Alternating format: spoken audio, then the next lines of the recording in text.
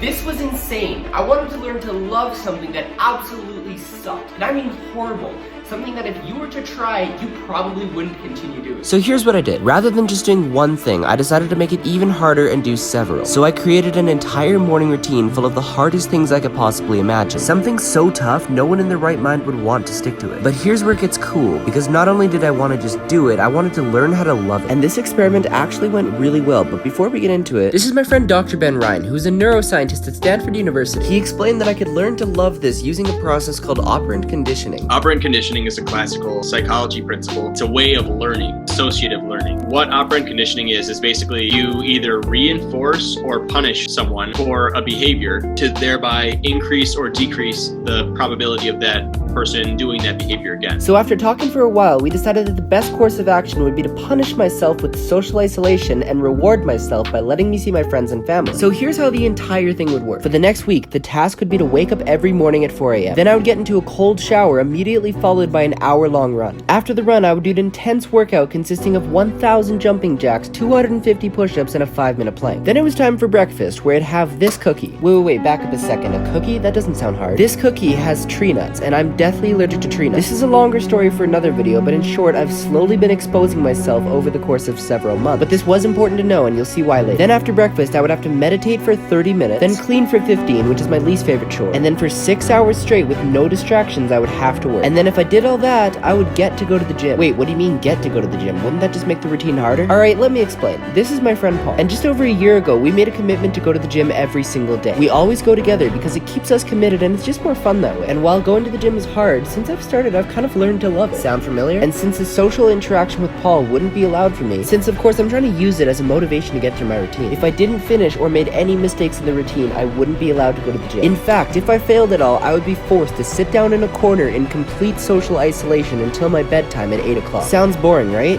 Good, because it is. And in theory, this would be everything in place in order to keep me motivated to do this routine. So with that being said, it was time to start. On day 1, I felt really motivated in the morning. The previous night, I put my phone on the opposite side of the room, so it forced me to get out of bed when the alarm went off. It was super early and I was kind of tired, but I was a little bit excited to see how the routine would go. The cold shower definitely sucked, but I had a little secret to make it easy. After all, this is operant conditioning where we associate positive behavior with a positive reward. So I decided that I'd take a hard candy and eat it as soon as I got inside the shower. This way, I'd at least be excited for something and it'd make the pain of the cold shower not quite as bad. But for this to work as well as possible, it would also mean that this would be the only time that I would ever be able to eat hard candy. And I stuck to that. That's a new rule for myself. But after the shower, when I went outside, it just so happens that it started to snow. And I knew for the remainder of the challenge, it was gonna be pretty cold. But with my warmest hoodie on, I wasn't gonna give up. When it came time for the morning routine, I got through it and it took me over half an hour. But here's where the problems started to arise. It was at breakfast. Do you remember those cookies I was talking about? Well, you see, admittedly, the week before I kinda stopped doing it. This was a separate challenge where I started to slowly expose myself to nuts, which I'm deathly allergic to. Like anaphylactic. If I would have licked one a few months ago, I probably would have died. Now the good news is I've made a lot of progress, where I was eating about a quarter of a tree nut a day. The bad news is since I went a while without that exposure, when I went to have it again for the first time, I had a pretty bad reaction. It wasn't deadly, which is really fortunate, but immediately my throat began to swell and my stomach started hurting a lot. But I decided to brush it off and move on with the challenge, into meditation. Meditation is a practice with huge rewards, but I've always struggled to find the discipline to sit myself down and do it. And it just so happens that today, my stomach got worse and worse. I knew that if I gave up, I'd fail, but eventually it was becoming so bad, I found myself almost paralyzed on the couch. At this point, I had to give in, so I crawled back to my room and took a nap for several hours, knowing that I failed the challenge for that day. When I woke up, there was still about 5 hours left before I had to go to bed to wake up for tomorrow. I was still in pain, but I went over to my living room where I sat there in silence with nothing to do. I surrendered my phone, just waiting for the alarm to tell me to get up and go back to bed. This literally felt like defeat. It was extremely boring and I didn't want to be there anymore. I wanted to do something, anything, but this gave me incentive to keep pushing on the next day. On day 2, I woke up at 4, got into a cold shower and went on a run just as normal. And when I was running, I got to listen to music, which is something that I didn't get while I was isolated. This motivated me so much, and after the workout, when it came time for breakfast, I started with half a cookie this time and built my way up from there. And from this point on, things started to go really smoothly. I had associated at least one positive reward with all of the activities of the routine. During the 6 hours of daily productivity, I found that I was getting a lot of stuff done. Since I wasn't getting distracted and I didn't have anything to worry about, it was really easy to stay motivated. And as the days went by, it was more than just motivation. I was actually starting to enjoy it. When I'd go for runs in the morning, I was smiling because I knew I was the only one up at that hour. It was like a game now, and I felt so rewarded from it. I finally made it through and finished the last day, sticking to the routine. And you know what? I think I'm gonna keep going. I've learned that people are capable of much more than we think, and often what holds you back is all in your mind. Try this for yourself and subscribe to see more future challenges.